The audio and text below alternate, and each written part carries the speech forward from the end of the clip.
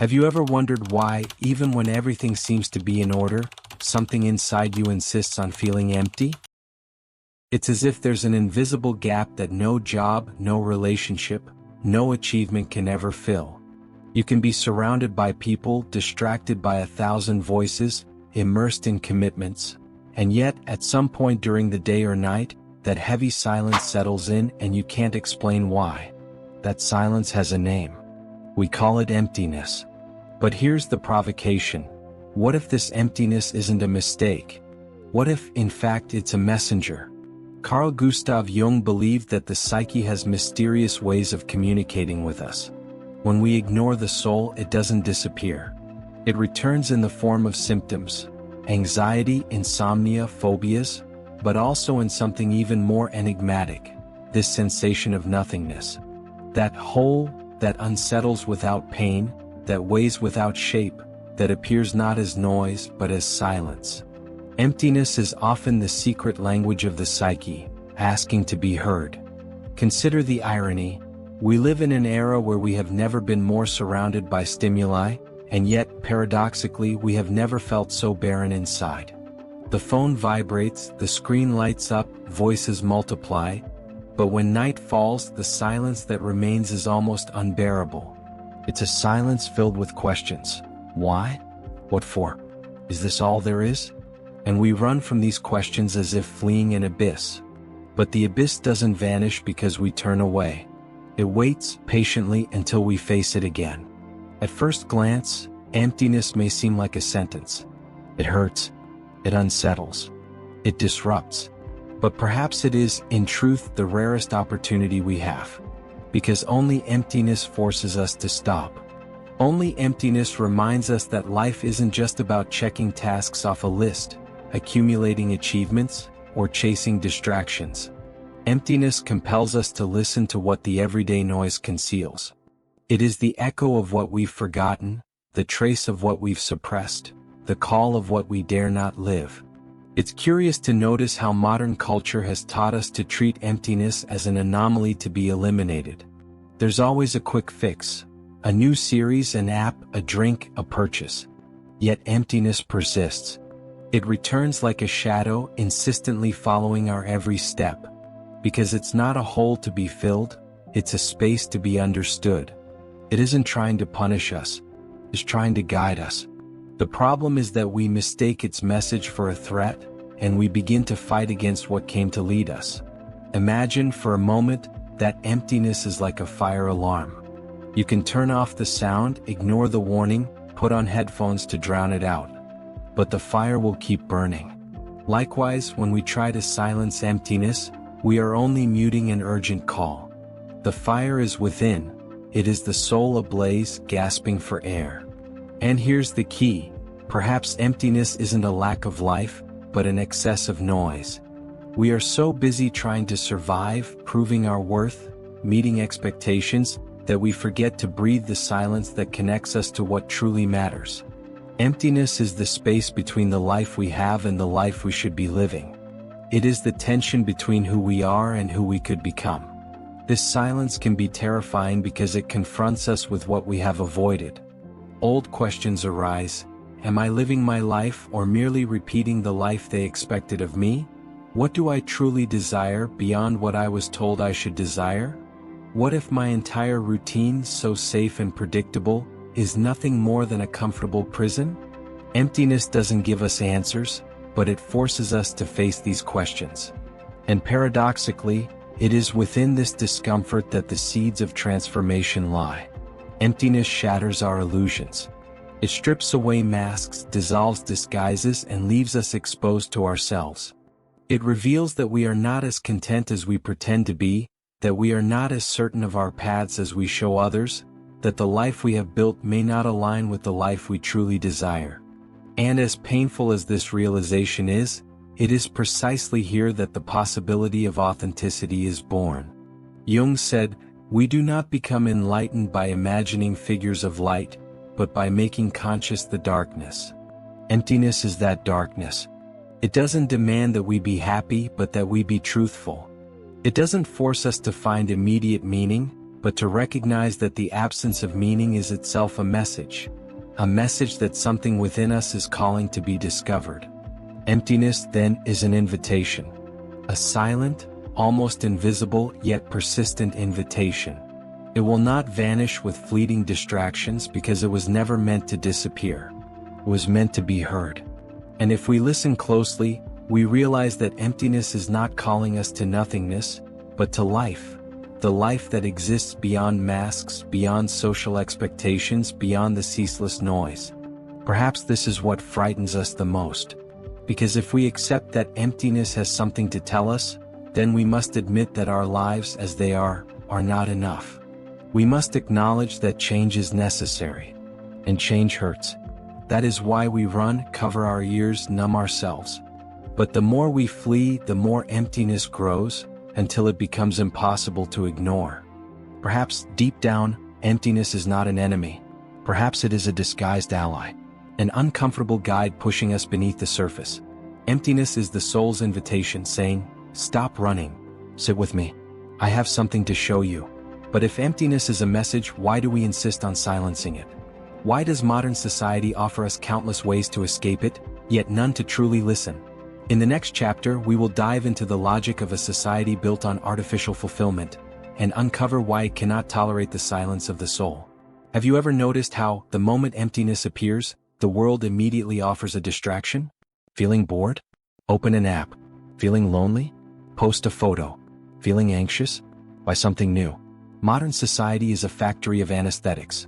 It teaches us that any discomfort must be silenced immediately, not understood, not listened to, but muted.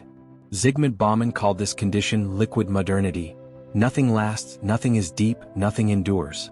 Relationships dissolve as quickly as they form. Products lose value the moment after purchase. Even our identities become disposable, molded to fit digital showcases. In this context, emptiness is not seen as a message but as a flaw. And flaws in a consumer culture must be fixed, disguised, masked. That's why we live surrounded by palliatives. From a young age, we learn that sadness can be compensated with gifts, anxiety can be tamed with entertainment, silence can be drowned in noise. The logic is simple: don't feel, consume. But emptiness is not fooled. It is not satisfied with substitutes. It returns, growing stronger, precisely because it has been silenced. It's like trying to cover an open wound with perfume. For a few seconds the scent deceives. But the pain remains and the infection deepens. Emptiness is that wound, and society offers us only perfume. Social media, compulsive shopping, digital dopamine addictions, performances of happiness. The problem is that the more we try to perfume it, the fouler the wound becomes. And here lies the paradox. We have never had so much access to stimuli, and yet we have never been more numb. The promises of artificial fulfillment only expand the inner desert. Deep down we know it's not real. We know that likes are not love, that a purchase does not equal meaning, that entertainment does not equal purpose. Yet we keep consuming like drinking seawater in hopes of quenching our thirst. The more we drink, the thirstier we become. This mechanism is not accidental. It is systemic. Modern economies depend on our dissatisfaction. They rely on keeping emptiness always open, always throbbing, always demanding more. Capitalism does not want emptiness healed. It wants it exploited. Because a human being reconciled with themselves consumes less. A human at peace is dangerous to the market. That is why with every new product, every new update, every new promise of instant happiness, emptiness is summoned as fuel. But here's the curious detail. The harder we try to suppress emptiness, the more it insists on returning in moments of silence. This is why so many people today fear being alone. It's not the solitude itself they fear, but what solitude awakens. The unavoidable encounter with their own emptiness. How often have you found yourself turning on the TV, scrolling your phone, putting on music? Not because you wanted to, but because you couldn't bear to be just with yourself. This is the logic of a society of artificial fulfillment. Anything but silence. And yet, it is precisely silence that emptiness demands to reveal itself. It is in the moment we switch off the noise that it begins to speak. It is when we dare not to fill that we hear its message. But modern culture fears this. Because if we all began to listen to emptiness, perhaps we wouldn't want to consume so much, perhaps we wouldn't want to run so relentlessly, perhaps we wouldn't want to fit in so easily. And here arises the great question. Why does emptiness insist on returning even when we have everything? because it is not asking for more things. It is asking for more life. It doesn't want objects, it wants authenticity. It doesn't want distractions, it wants presence. It doesn't want performances, it wants truth. It is as if emptiness were a mirror, reflecting back our disconnection. It shows us that the life we live may be saturated with content, yet empty of meaning. It reminds us that the relentless pursuit of more cannot fill the absence of what is essential. It confronts us with the oldest and hardest question of all: am I truly living or merely passing the time? Emptiness is uncomfortable because it unmasks us. It exposes that our so-called achievements may not be victories but compensations. It reveals that behind the perfect Instagram smile, there exists an unresolved desert. It shows that even seemingly stable relationships may be an escape from solitude. It exposes that the noise we produce is not vitality, but fear of silence. And paradoxically, it is precisely this function that makes it unbearable for society. Emptiness is a threat to the system. Questions it disrupts, it forces pause. In a logic that depends on haste, consumption, constant motion, emptiness is like a stone jammed in the gears. That is why culture teaches us to mute it, deny it, anesthetize it. But the more we do this, the more we lose the chance to understand what it is trying to tell us. Emptiness is not random. It is precise, surgical, insistent. It appears when the life we live does not match the life we desire. It arises when the excess of artificial fulfillment distances us from the essential. It is, in a way, the soul's silent revolt against inauthenticity.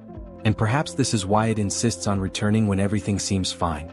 It is at the very moment we achieve what society said would make us happy, status, comfort, stability, that we discover the deception. And then emptiness appears, almost laughing, saying, "I told you so."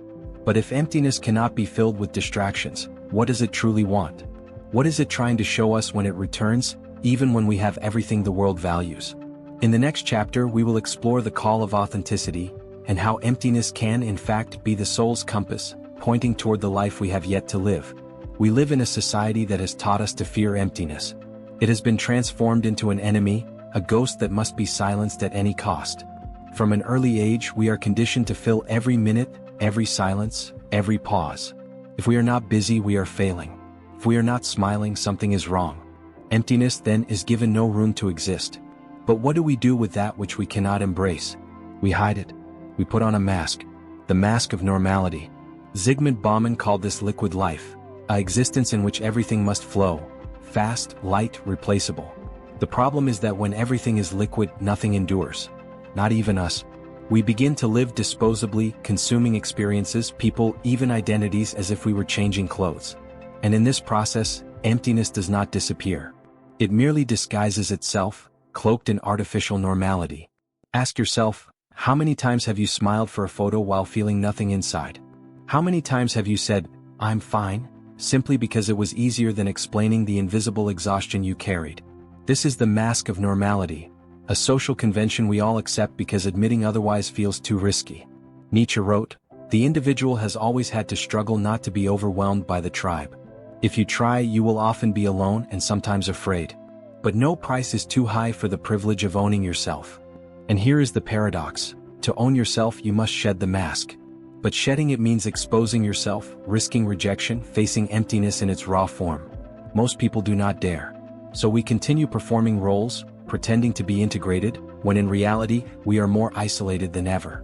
This masked isolation is one of the most common symptoms of modern existential emptiness. We are surrounded by people, yet disconnected from ourselves. We have thousands of digital connections, but rarely a sincere conversation. We live in crowded cities, yet carry inner deserts. And perhaps the most dangerous thing of all is not emptiness itself, but the habit of hiding it. Because when we deny something for too long, it does not disappear, it grows stronger. Emptiness expands in silence, waiting for the moment the mask can no longer hold. But if the mask ever falls, and it always does, what happens to us? This is what we will explore in the next chapter. How the collapse of emptiness can manifest in our lives, and why it can be both destructive and liberating. Emptiness can be contained for a while. We can muffle its voice with distractions, obligations, superficial relationships, or external goals. But sooner or later it finds a crack. And when it does, its eruption is devastating. This is the moment when a seemingly organized life collapses. Sometimes it happens suddenly, a panic attack, an unexpected depression, a loss that shatters all illusions. Other times it comes slowly like a silent erosion. Persistent boredom, the feeling of walking in circles, a weariness that nothing can relieve. Viktor Frankl, a survivor of the Nazi concentration camps and the founder of Logotherapy, called this the existential vacuum. He described how many did not die merely from hunger or violence, but from a lack of meaning. Emptiness corroded their will to live even before the body surrendered. Frankl wrote, "Life never ceases to have meaning even in suffering. What changes is our capacity to perceive that meaning."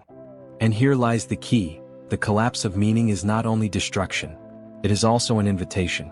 It is as if emptiness says, you can no longer live on autopilot. The illusion no longer sustains you. Now it is time to seek something true. But why does this hurt so much? Because for something new to emerge, what is false must die.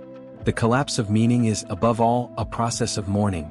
Mourning for who we believed we were, for promises unfulfilled, for dreams that proved hollow. It is the symbolic death of the mask. Carl Jung called this encounter with emptiness the dark night of the soul, an inevitable stage in the process of individuation. For him, only when we face our inner shadows can we access the fullness of who we are. Emptiness, then, is not absence, it is transition. Yet the danger lies in how we respond. Many, unable to endure the silence of collapse, rush to numb it. Excessive consumption, addictions, hyperactivity, compulsive pursuit of goals and achievements. It is an outward escape when the only real path is inward. And perhaps it is here that most people get lost. Emptiness, instead of becoming a teacher, becomes an executioner. And the promise of meaning is never fulfilled. But what if we learn to view collapse differently? Not as the end of life, but as the beginning of a more authentic life? What if emptiness is not a black hole that swallows us, but a silent compass pointing toward where we need to go? What if, instead of fighting it, we tried to listen? Most of us see emptiness as a failure. We think, if I feel this way, something is wrong with me. But what if it is not a flaw but a signal? Like a fever that reveals an infection or pain that warns of a wound, existential emptiness may be the most human symptom of all. Proof that your soul is demanding authenticity. Nietzsche said, "He who has a why can bear any how."